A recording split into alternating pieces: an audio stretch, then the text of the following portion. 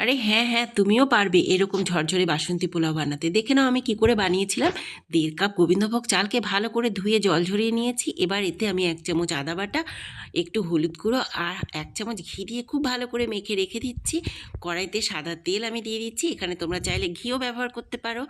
দিয়ে দিচ্ছি 2টো তেজপাতা আর গোটা গরম মশলা, কয়েকটা এলাচ, লবঙ্গ আর দারচিনি। এতে আবার কাজু আর কিশমিশটা দিয়ে বেশ ভালো করে ভেজে নেব। এবার মেখে রাখা চালটা দিয়ে আরও কিছুক্ষণ ভালো করে ভেজে নেব, তবে চালটাকে কিন্তু খুব ভালো করে ভাজতে হবে। এখানে 1.5 কাপ আমি চাল নিয়েছিলাম, তার জন্য আমি জলের পরিমাণ দিচ্ছি 3 কাপ। আর জলটা অবশ্যই উষ্ণ গরম জল দিতে হবে।